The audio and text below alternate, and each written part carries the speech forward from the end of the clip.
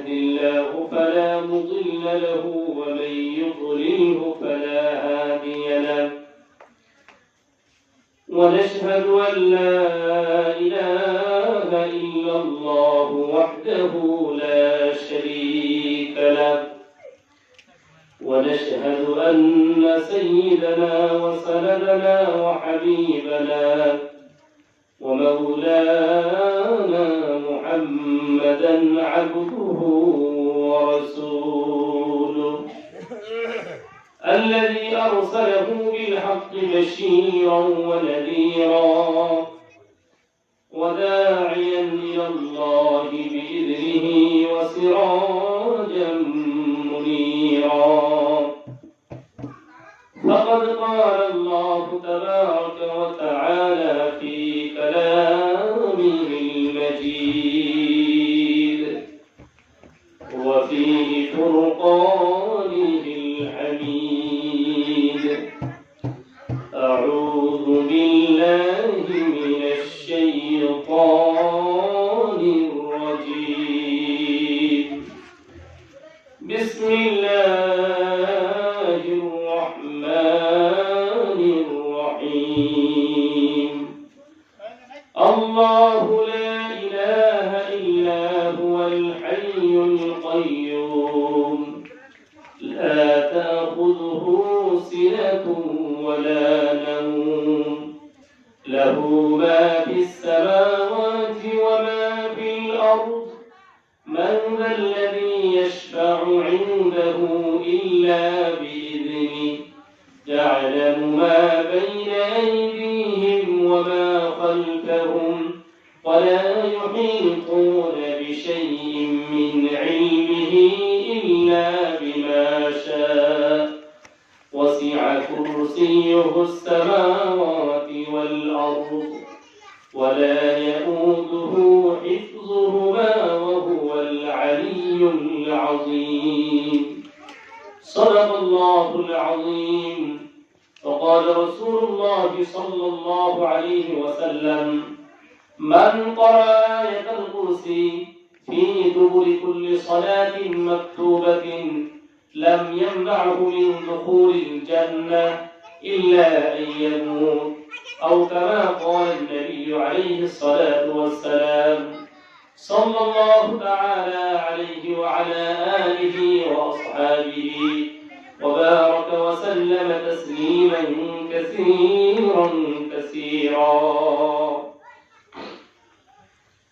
আজকের এই অধ্যকার ইসলামী মাহফিলে আগত হযরত উলামায়ে কেরাম সম্মুখ উপস্থিত মুরব্বিয়ে আযম যুবক ভাইয়েরা পর্দা অন্তরালে অবস্থানরত শ্রদ্ধেয় মা ও বোনেরা প্রথমেই সেই রব্বে কারীমের দরবারে শুকরিয়া জ্ঞাপন করি যে আল্লাহ সুবহানাহু ওয়া তাআলা এই পবিত্র শাওয়াল মাসে মালিক রব্বুল আলামিন আমাদেরকে প্রচন্ড গরমকে উপেক্ষা করে কোরআন হাদিসের দুইটি কথা শুনে আমলের নিয়তে এখানে বসার তৌফিক দিয়েছেন এজন্য বলি আলহামদুলিল্লাহ।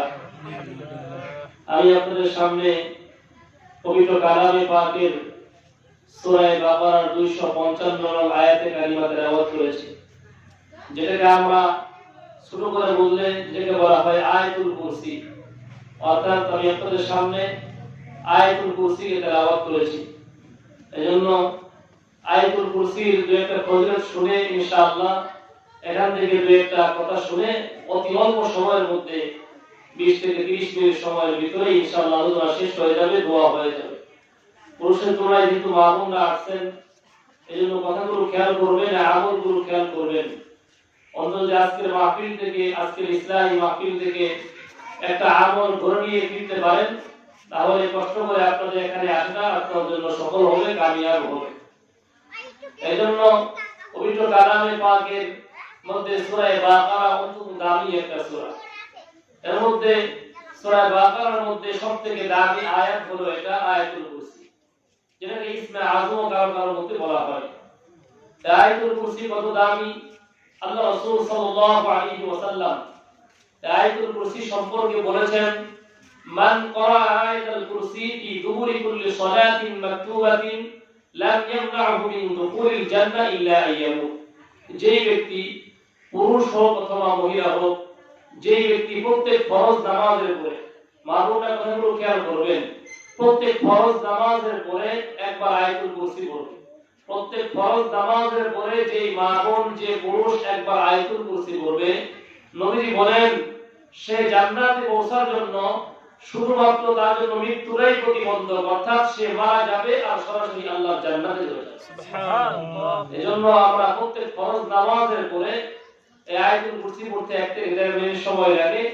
আমরা এই আয়াতুল কুরসিকে প্রত্যেক ফরজ নামাজের পরে পড়ব। এই আয়াতুল কুরসি অত্যন্ত দামি একটা আমল। এজন্য আমরা আমাদের সন্তানদেরকে আমল শিখাবো, আমরা আমাদের ছেলে মেয়েদেরকে দ্বীন শিখাবো। এজন্য আল্লাহর নবী সাহাবী হযরত উসমান রাদিয়াল্লাহু তাআলা আনহু তার জামানার মধ্যে, তার খেলাফতের মধ্যে আব্দুল্লাহ ইবনে মাসউদ রাদিয়াল্লাহু তাআলা আনহু তিনি যখন মৃত্যু সজ্জায়, তখন তাকে তিনি দেখতে গেলেন। দেখতে গিয়ে জিজ্ঞেস করলেন যে আপনার অবস্থা কি? তিনি বললেন আলহামদুলিল্লাহ, আল্লাহ পাক ভালো রেখেছেন। তো এইজন্য অসুস্থ অবস্থায় সুখে দুঃখে সবর করা, ধৈর্য ধারণ করা এটা নবীদের সুন্নাহ। আপনি মুসিবত আসছে, হাই হুতাশ না করে সবর করেন, ধৈর্য ধারণ করেন। মুমিনকে আল্লাহ যদি সামান্য শরীরে একটু জ্বরও দেয়, এর বিনিময়ে আল্লাহ তাআলা গুনাহ খাতা মাফ করে দেন। সুবহানাল্লাহ। হযরত রাবা রাদিয়াল্লাহু আলাইহি তিনি বলেন, আমাকে আব্দুল্লাহ ইবনে আব্বাস রাদিয়াল্লাহু তাআলা তিনি একবার বললেন, আলা উরিকা ইমরাতাম মিন আহলিল জান্নাহ, আমি কি আপনাকে জান্নাতি একটা মহিলা দেখাবো? তখন তিনি বললেন, ফাকুলতু বালা, হ্যাঁ অবশ্যই দেখাবেন। তখন তিনি একটা কালো কুর্সি মহিলার দিকে ইশারা করলেন আর বললেন এই মহিলা জান্নাতি। তো তারপরে জিজ্ঞেস করলেন সে যে জান্নাতি আপনি কেমনে জানলেন বা কেমনে বললেন? আব্দুল্লাহ ইবনে আব্বাস বললেন, কয়েকদিন এই মহিলা নবীজির কাছে আসলো, এসে বলল, ইয়া রাসূলুল্লাহ, আমার তো মৃগী রোগ আছে, আমি যখন মৃগী রোগ উঠে বা আমি তো গড়াগড়ি পারি, তো যে কারণে আমার শরীর থেকে সদর খুলে যায়, আমার শরীরে কাপড় উঠে পড়ে, এজন্য আপনি আল্লাহর কাছে আমার জন্য দোয়া করেন, আল্লাহ পাক যেন রোগ থেকে আমাকে মুক্তি দান করেন। নবীজি বললেন, ঠিক আছে, তোমাকে দোয়া আমি করতে পারি, আর তুমি চাও ওয়া ইনশিতি সবারতি লাকি ওয়ালাকিল জান্নাহ, আর তুমি চাও যে এই রোগ উঠলে তুমি সবর করবে, ধৈর্য ধারণ করবে, তাহলে এর বিনিময়ে আল্লাহ তোমাকে জান্নাত দান করবে। এবার তুমি কি বলো? তখন সেই মহিলা বলল, হ্যাঁ আমি তো সবরই করব, আপনার আল্লাহর কাছে দোয়া করতে হবে না, তবে আপনি শুধু এই দোয়াটুকু করেন, আমার যেন এই রোগ উঠলে আমার যেন শরীরের কাপড় অন্য জায়গায় না চলে যায়, আমার যেন সতর্ক করে না যায়, তবে দোয়া করলেন। এই জন্য রোগ ব্যাধ আসলে, বিপদ আপদ আসলে সবর করতে হবে, ধৈর্য ধারণ করতে হবে। তো আব্দুল্লাহ ইবনে আব্বাসকে উসমান জিজ্ঞেস করলেন যে আপনার শরীরের কন্ডিশন কেমন? তিনি বললেন আলহামদুলিল্লাহ। তাকে জিজ্ঞেস করলেন, আমি কি আপনার জন্য কোন ডাক্তারের ব্যবস্থা করব? তিনি বললেন, আপনি ডাক্তার দিয়ে কি করবেন, বরং ডাক্তারই তোমাকে ওষুধ দিয়েছেন। তার মানে হলো আল্লাহ পাকের চাইতে বড় কোনো ডাক্তার দুনিয়াতে নাই, আল্লাহই তোমাকে ওষুধ দিয়েছে, আপনি ডাক্তার ডেকে নিয়ে এসে কি করবেন? তিনি বললেন, আমি কি আপনার জন্য আমার রাষ্ট্রীয় সম্পদ থেকে আপনার জন্য কিছু খাবারের ব্যবস্থা করব? তিনি বললেন, খাবার দিয়ে কি হবে, আমি তো মারাই যাব। তখন তিনি বললেন যে আপনার প্রয়োজন না হলে কি হবে, আপনার যে কতগুলো মেয়ে আছে, এই মেয়েগুলো এই খাবারগুলো গ্রহণ করতে পারবে।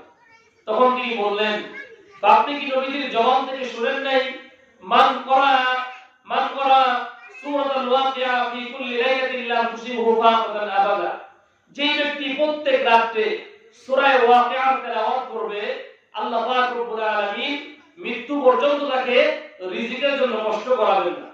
আমি তো আমার প্রত্যেকটা মেয়েকে এই সূরা ওয়াকিয়ার তেলাওয়াত শিক্ষা দিয়েছি, কাজে আপনার মাল দিয়ে কি করবে, আমার মেয়েরা তো আল্লাহর কাছ থেকে চেয়ে নিবে। এজন্য মা বোনরা, ঘরের মধ্যে আমরা এই আমলগুলো চালু করি, ঘরের মধ্যে ছোট ছোট আমলগুলো আমরা চালু করি, তাহলে এর দ্বারাই আল্লাহ সুবহানাহু ওয়া তাআলা আমাকে পরকালে দামি বানায় দিবেন। এজন্য মা বোনরা যতগুলো আমল আমরা করব, তার মধ্যে একটা আমল হলো সবথেকে আল্লাহ রাসূল সাল্লাল্লাহু আলাইহি ওয়াসাল্লাম বলেছেন, আমি মেরাজে গিয়ে জাহান্নামের মধ্যে বেশি সংখ্যক মহিলাকে দেখছি। নবীজি এসে বলছেন, আমলের কথা বলছেন, কথা সদকা, তোমরা বেশি বেশি সদকা করবে। এজন্য দান একটা বড় আমল। এই যে এখন দান কাটার সামনে আসতেছে, হয়তো পুরুষরা বাইরে থাকবে, বাড়িতে আসছে কোনো মানুষ থেকে আপনাদের জন্য কালেকশনের জন্য, আপনি যেমন পারেন আল্লাহর রাস্তায় একটু দান করে দেন, এগুলো দ্বারাই লাভ হবে, আপনার বালা মুসিবত দূর হবে। আল্লাহর নবীর সাহাবী হযরত উসমান রাদিয়াল্লাহু তাআলা তার জামানার মধ্যে এক লোক আসছেন হযরত আলীর কাছে, এসে বলেন আমার তো বিয়ের উপযুক্ত হয়ে গেছে, টাকা পয়সার প্রয়োজন, বিয়েতে পারতেছি না, আপনি টাকা পয়সার ব্যবস্থা করে দেন। হযরত আলী বললেন তোমার বিয়ে দেওয়ার জন্য অনেক টাকা পয়সার প্রয়োজন, এত টাকা পয়সা আমি দিতে পারবো না, বরং তুমি এক কাজ করো, বর্তমান সময়ে যে রাষ্ট্রপ্রধান উসমান রাদিয়াল্লাহু তাআলা তার কাছে তুমি চলে যাও। এবার সেই লোকটা হযরত উসমানের কাছে চলে আসলো। তিনি আসার পর লক্ষ্য করলেন উসমান রাদিয়াল্লাহু তাআলা স্বয়ং তিনি নিজের কাপড়গুলো পরিষ্কার করতেছেন। এই লোকটা মনে মনে ভাবলো যার কাছে আসছি আমার বিয়ের জন্য টাকার প্রয়োজনে, যে লোক নিজের কাপড় পরিষ্কার করতেছে, কোনো চাকরি রাখার মতো টাকা তার কাছে নাই, বরং তার কাছে আমি কি চাইবো, বরং ঘুরে চলে গেছে। 2 নম্বর দিন আবার আসছে, আবার আসবার পর লক্ষ্য করলেন আল্লাহর নবীর সাহাবী উসমান রাদিয়াল্লাহু তাআলা তিনি রাষ্ট্রপ্রধান, তিনি খলিফা, বরং তিনি সেই দিন লক্ষ্য করলেন উসমান রাদিয়াল্লাহু তাআলা রাষ্ট্রীয় কাজ করতেছে, মোমবাতি জ্বালায় কাজ করতেছে। যেই মাত্র সেই লোকটা তার কাছে আসছে সঙ্গে সঙ্গে তিনি বাতিকে নিভাইয়া দিলেন। তিনি মনে মনে ভাবলেন যে লোকের কাছে আসছি টাকা নেওয়ার জন্য, এত কৃপণ লোক আমাকে দেখে মোমবাতি নিভাইয়া দিয়েছে, আর এই লোকে আমার বিয়ের ব্যবস্থা কি করবে। তিনি কিছু বলেন না, আজকে উপরে চলে গেছেন। 3 নম্বর দিন আবার আসছে, আসবার পরে উসমান রাদিয়াল্লাহু বুঝতে পারলেন নিশ্চয়ই এই লোকটা কোন নিয়ত নিয়ে একাধারে 3 দিন আসছে। এবার তাকে ডাকলেন তুমি কেন আসছো, একাধারে 3 দিন তুমি আমার কাছে আসছো, কি জন্য আসছো আমারে বলো। এবার বলে আমি আপনার কাছে আসছিলাম, প্রথম দিন আসছিলাম আমার বিয়ের জন্য টাকার প্রয়োজনে, কিন্তু লক্ষ্য করলাম আপনি নিজের কাপড় নিজে পরিষ্কার করতেছেন, আপনি তো নিজে একটা কর্মচারী রাখার মতো টাকা আপনার কাছে নাই, আপনার কাছে আমি কি চাই ওই জন্য ঘুরে গিয়েছি।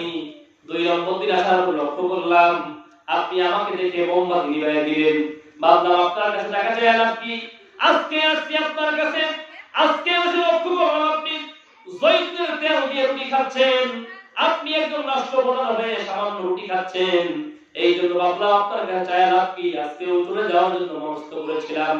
ওসমান রাদিয়াল্লাহু বললেন সমস্যা নাই, তুমি যেহেতু আমার কাছে আসছো, আমি এই যে আমার সঙ্গীরা যুদ্ধ করে গনিমতের মাল নিয়ে মদিনায় ফিরতেছে, ও যুদ্ধ করে গনিমতের মাল নিয়ে ফিরতেছে, তো সামনে যে উটটা আছে উটের মধ্যে যদি কোনো মাল আছে, এই মাল সহ উটটাকে আমি তোমাকে আল্লাহকে খুশি করবার জন্য তোমাকে দান করে দিলাম। সে মনে মনে হাসতেছে, আপনার মতো এত কৃপণ মানুষ একটা উট আমাকে দান করে দিল, বিশ্বাস করতে চাই না। ওসমান রাদিয়াল্লাহু পাহাড়ের চূড়ার মধ্যে উঠলেন, কিছুক্ষণ মুহূর্তের মধ্যে সাহাবায়ে কেরামের বিশাল জামাত যুদ্ধ করে গনিমতের মাল নিয়ে মদিনায় ফিরলেন। উটের মধ্যে সামনে যে বড় উটটা ছিল, সেই উটটা মদিনায় যখন ঢুকতেছে, ওসমান রাদিয়াল্লাহু ডাক দিয়া বলে হে আমার সাহাবী, আমার সঙ্গী, আমার কথা মোতাবেক তোমাকে প্রথম যে উটটা মদিনায় ঢুকেছে এই উটটা তোমাকে দান করে দিলাম, তুমি নিয়ে যাও। উটের ধরন হবে এমন, যেই মাত্র সেই উটটা সামনের উটটা মাল ভর্তি উটটা নিয়ে রওনা করেছে, সামনের উটটার পিছনে আরো শত শত উট একটার পিছনে রওনা করে দিয়েছে। ওসমান রাদিয়াল্লাহু তাআলা পাহাড় থেকে দৃশ্য দেখতেছেন, তিনি মনে মনে ভাবতেছেন আমি উট দান করলাম একটা, এবার একটার পিছনে আরো শত শত উট চলে যাচ্ছে। তাকে ডাক দিয়া বলে আমি চেয়েছিলাম তোমাকে একটা দান করার জন্য, কিন্তু আল্লাহ পাকের ফয়সালা হলো তোমাকে যেন আমি আরো দান করি, এই জন্য তোমার সামনের উটের পিছনে যতগুলো উট আজকে যাচ্ছে আমি আল্লাহকে রাজি খুশি করবার জন্য সবগুলো তোমাকে আল্লাহর রাস্তায় দান করে দিলাম। এজন্য দান একটা বড় আমল, এই আমল মানুষকে বালা মুসিবত থেকে দূরে সরায়। এজন্য মামুনরা যেমন পারেন অল্প হোক পরিমাণে 2 টাকা হোক, এক মুষ্টির চাউল হোক, এগুলো দিয়ে দিনের সহযোগিতা করেন, আল্লাহ পাক রব্বুল আলামিন বালা মুসিবত দূর করবেন। 2 নম্বর আমল যেটা করবেন বেশি বেশি, 2 নম্বর আমল হলো বেশি বেশি আল্লাহর কাছে মাফ চাইবেন, তওবা করবেন, ইস্তিগফার করবেন। যখনই সময় পাবেন আস্তাগফিরুল্লাহ, দিল থেকে আস্তাগফিরুল্লাহ, আল্লাহর কাছে মাফ চাইবেন। এটার দ্বারাই হবে কি ইস্তাগফিরু রাব্বাকুম ইন্নাহু কানা গাফফারা ইউসিস সামা আলাইকুম মিদরারা, যে আপনি এই বেশি বেশি ইস্তিগফার করার দ্বারাই এই যে আজকে সমাজের মধ্যে বৃষ্টি হচ্ছে না, গরম, প্রচন্ড গরম, এই বেশি বেশি ইস্তিগফারের দ্বারাই আল্লাহ পাক রব্বুল আলামিন তার বৃষ্টিকে পরিমাণ মতো দান করবেন। এমন বৃষ্টি না যে এই বৃষ্টি দিয়ে আমাদের দান ফসলাদি সব নষ্ট হয়ে যায়, এমন না, বরং যেই পরিমাণ মানুষের এই আবহাওয়াকে ঠান্ডা করতে লাগে, যেই পরিমাণ আমার আর আপনার প্রয়োজন, আল্লাহ পাক সেই পরিমাণই দান করবেন। এই জন্য যখনই সময় পাবেন, গাড়িতে উঠছেন, কোথাও যাচ্ছেন, বা যখনই সময় পান, আস্তাগফিরুল্লাহ আস্তাগফিরুল্লাহ এই আমলটা করবেন। আল্লাহর কাছে মাফ চাইবেন। যতই গুনাহ আমি আপনি করি না কেন, আল্লাহ পাকের রহমতের থেকে কোনো বান্দা বেশি গুনাহ করতে পারে না। কোনো বান্দার গুনাহ এত বেশি নেই। তাবুকের যুদ্ধের সময় আল্লাহর নবী সাল্লাল্লাহু আলাইহি ওয়াসাল্লামের সাহাবী নাম হলো সাইদ ইবনে আব্দুর রহমান রাদিয়াল্লাহু তাআলা আনহু, তাকে তাবুকের যুদ্ধে নিয়ে গেলেন।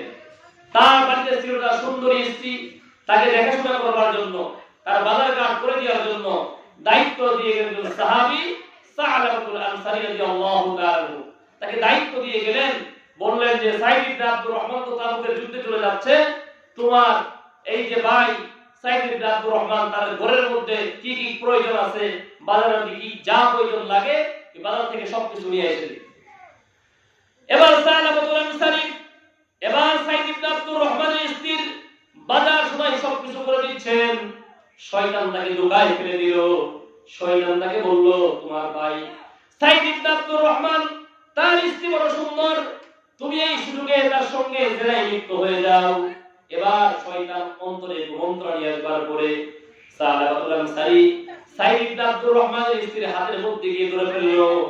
ধরার সঙ্গে সঙ্গে সেই মহিলা বলল, ইত্তাকুল্লাহ ওয়া ইত্তাকিল্লাহ, আল্লাহকে ভয় করো। তোমার অন্তরে কি এখনো সময় আসে না আল্লাহর ভয়ের? আমি তো তোমার ভাইয়ের আমানত, তোমার ভাই আমাকে তোমার কাছে রেখে যুদ্ধ করতে চলে গেছে, আর তুমি এই সুযোগে আমাদের খেয়াল করতেছো, আল্লাহর কাছে কি জবাব দিবে? যেই মাত্র সেই মহিলা বলে, ইত্তাকিল্লাহ, আল্লাহকে ভয় করো।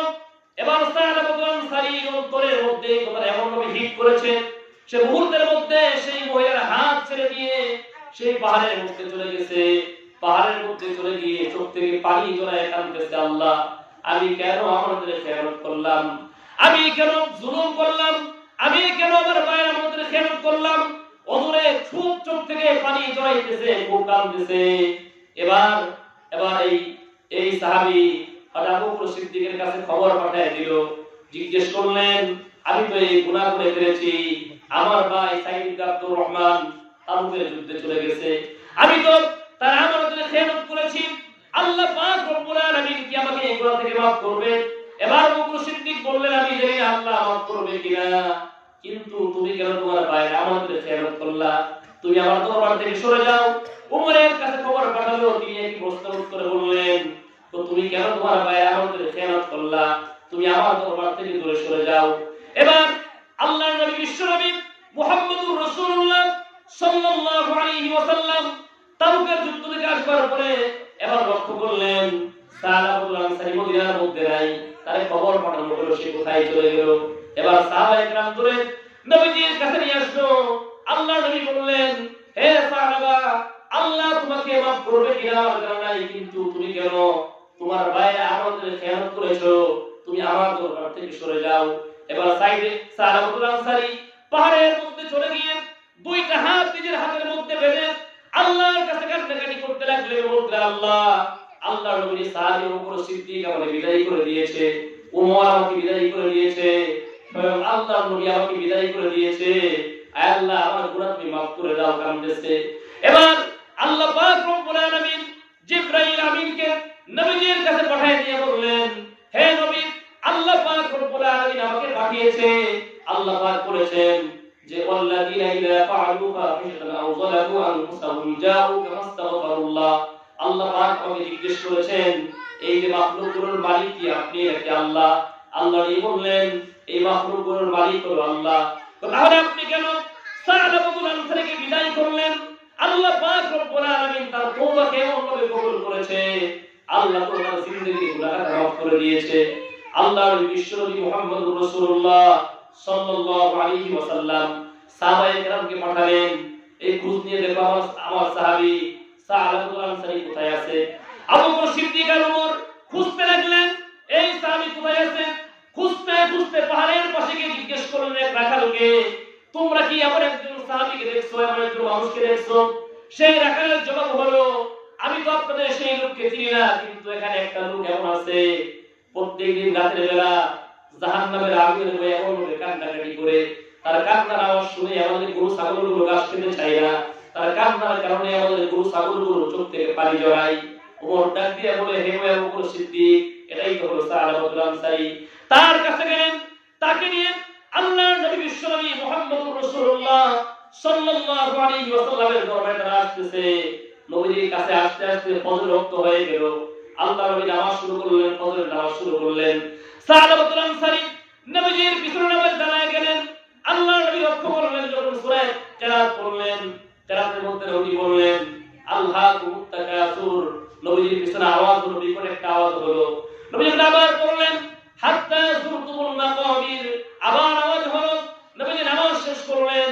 নামাজ শেষ করে দেখে সাহাবাতুল আনসারী দুনিয়া থেকে বিদায় হয়ে গেছে, ইন্তেকাল করেছে। আল্লাহর নবী বিশ্বনবী মুহাম্মদুর রাসূলুল্লাহ সাল্লাল্লাহু আলাইহি ওয়াসাল্লাম তার গোসল করালেন, কাফনের কাপড় পরালেন। আল্লাহর নবী বিশ্বনবী মুহাম্মদুর রাসূলুল্লাহ নামাজের ইমামতি করলেন। আল্লাহর নবী ওই নামাজের ইমামতি করতে গিয়ে সেই ময়দানের মধ্যে, বিদ্যাঙ্গনের মধ্যে পা দিয়ে হাঁটতেছেন। সাহাবায়ে কেরাম জিজ্ঞেস করলেন, ইয়া রাসূলুল্লাহ, এত জায়গা থাকতে আপনি জমিনের মধ্যে সম্পূর্ণ পা না ফেলে আঙ্গুরের মধ্যে বল দিয়ে কেন হাঁটতেছেন? আল্লাহ নবী বললেন, হে আমার সাহাবীরা শোনো, তোমাদের ভাই সাহাবাতুল আনসারী এই যে ভুল করেছিল, ভুল করবার পরে, গুনাহ হয়ে যাওয়ার পরে আল্লাহর কাছে এমন তওবা করেছে, এমন খাঁটি দিলে মাফ চেয়েছে, এমন ইস্তেগফার করেছে, আল্লাহ তার তওবায় খুশি হয়ে তার জানার মধ্যে আসমান থেকে হাজার হাজার ফেরেশতা পাঠিয়েছে। আমি নবীজি জমিনের মধ্যে পা রাখবো এই পরিমাণ জায়গা খালি নেই।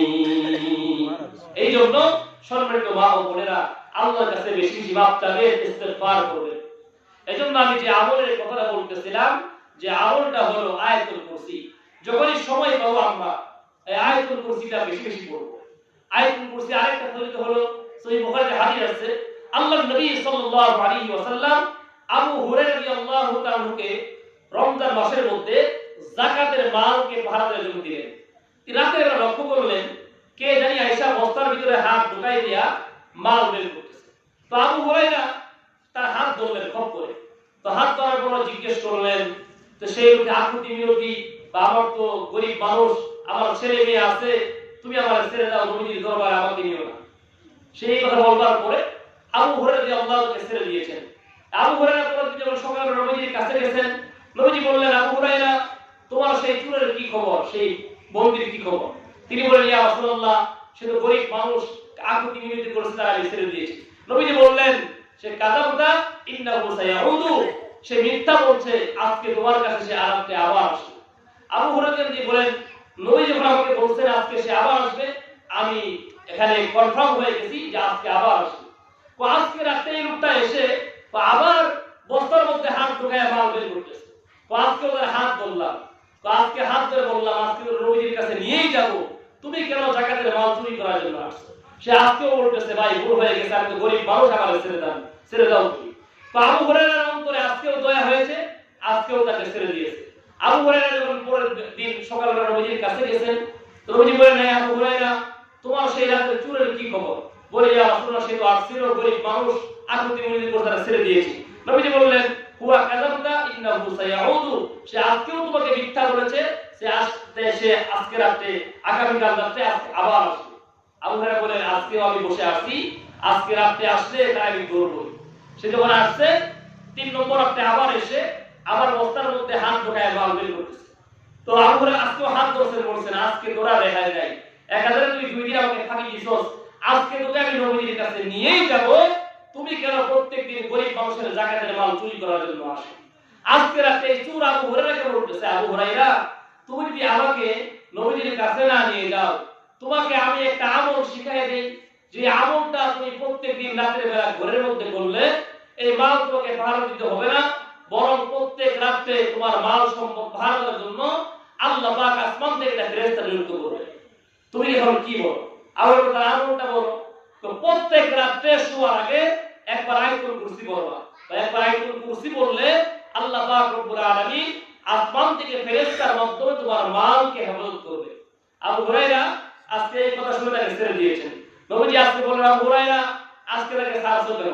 বলে, ইয়া রাসূলুল্লাহ, আজকে তাকে আপনার দরবারে নিয়ে আসতেছিলাম, কিন্তু সে বলল, আবু হুরায়রা তুমি আমাকে নবীজির কাছে না নিয়ে যাও, তো এটা আমল শিখাইয়া দিব। নবীজি বলেন, কি আমল শিখাইয়া দিয়েছে? তো বলছেন প্রত্যেক রাতে আয়াতুল কুরসি একবার পড়ার জন্য, একবার আয়াতুল কুরসি পড়লে তাহলে আসমান থেকে একজন ফেরেশতাকে আমার মালকে হেফাজত করবেন। আমি তো এই আমল শুনে তাকে ছেড়ে দিয়েছি। নবীজি বলেন, হুয়া কাযুবুন, কিন্তু আজকে সে যদিও মিথ্যাবাদী, কিন্তু আজকে সে সত্যই বলেছে। হুয়া শাইতানুন, সে শয়তান আসছিল 3 দিন তোমার কাছে, তুমি শয়তানের হাত ধরেছিলা, সে যাওয়ার সময় আজকে তোমাকে সত্য কথাই বলে গেছে। যে ব্যক্তি প্রত্যেক রাতে আয়াতুল কুরসি পড়ে ঘুমাবে, আল্লাহ পাক রব্বুল আলামিন তার মালকে আসমান থেকে ফেরেশতার মাধ্যমে হেফাজত করবে। সুবহানাল্লাহ। 3 নম্বর হাদিস। এই হাদিসটা উবাই ইবনে কাব রাদিয়াল্লাহু তিনি বলেন, আমি এক জায়গায় খেজুর শুকাবার জন্য জায়গা রাখছিলাম। তো আমরা যেমন এই যে এখন দালের মৌসুম আসতেছে, খলা বানাবো ধান শুকাবার জন্য, তো সেই উবাই ইবনে কাব রাদিয়াল্লাহু তিনিও এক জায়গা তৈরি করছেন, সেখানে খেজুরকে শুকাইতেন। তিনি লক্ষ্য করতেন প্রত্যেকদিন খেজুর কমে যায়, খেজুরকে নিয়ে যেত। তিনি পাহাড়ি করতেন, তারপর খেজুর নিয়ে যেত। তো হঠাৎ তিনি একদিন রাতে অপেক্ষা করে আসেন, কে খেজুর নেয়।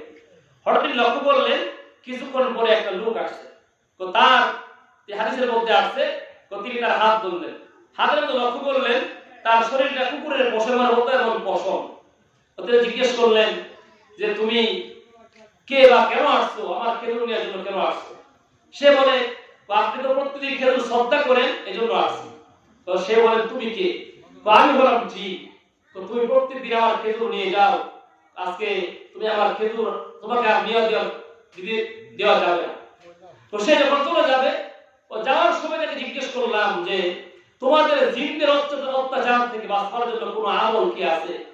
উবাই ইবনে কাব বলেন, আমি এই জিনকে জিজ্ঞেস করলাম যে কোনো আমল কি আছে যে আমল করলে আমার এই মাল কেউ চুরি করবে না, তোমাদের জিনটা চুরি করবে না। অনেক সময় অনেক মা বোনরা অভিযোগ করে, হুজুর ডয়ারে টাকা রাখছিলাম, হঠাৎ করে ডয়ারে তালা মারা, কিন্তু ভিতরে টাকা নেই। অনেক সময় এমন হয় যে উগারের মধ্যে মাথার মধ্যে দান রাখছেন, তালা দিয়ে রাখছেন, কিন্তু সবকিছু আছে, কিন্তু হঠাৎ করে এখানে ভিতর থেকে দান নাই। এমন হয়ে যায়, এগুলো জিন্নাতে করে। তো সে বলল যে এগুলো তো এমন করে, এখন কি তোমাদের কাছ থেকে বাঁচার কোনো উপায় আছে? তখন এই কথা বলছে, তখন এই জিনে বলে, উপায় একটা আছে। ওই উপায়, যদি তুমি সকালবেলা আয়াতুল কুরসি একবার পাঠ করো, তাহলে আল্লাহ পাক রব্বুল আলামিন সকাল থেকে সন্ধ্যা পর্যন্ত জিনদের অত্যাচার থেকে তোমাকে হেফাজত করবেন। আর প্রত্যেকদিন সন্ধ্যায় একবার আয়াতুল কুরসি পাঠ করো, তাহলে সন্ধ্যা থেকে সকাল পর্যন্ত আল্লাহ পাক রব্বুল আলামিন তোমাদেরকে জিনদের অত্যাচার থেকে হেফাজত করবেন। এজন্য মা বোনরা, আমরা এই আয়াতুল কুরসির আমলকে আমরা ঘরের মধ্যে চালু করি, আয়াতুল কুরসিকে আমরা বেশি বেশি আমল করি। আল্লাহ পাক রব্বুল আলামিন এই আয়াতুল কুরসি শেখানো হয় কোথায়? এই আয়াতুল কুরসি শেখানো হয় এই সমস্ত মাদ্রাসায়। আপনাদের সন্তানদেরকে, আপনাদের মেয়েদেরকে এই সমস্ত দ্বীনি শিক্ষা মাদ্রাসায় পাঠাবেন। সন্তানরা আয়াতুল কুরসি শিখবে, সূরা ওয়াকিয়া তেলাওয়াত শিখবে, এগুলো ঘরের মধ্যে আমল করলে আল্লাহ পাক রব্বুল আলামিন এর উসিলায় আপনার মাল সম্পদকে হেফাজত করবেন। আল্লাহ পাক রব্বুল আলামিন এর উসিলায় পরকালে আপনাকে নাজাত দান করবেন। এবং প্রত্যেক ফরজ নামাজের পরে এই আয়াতুল কুরসিকে একবার করে পাঠ করবেন।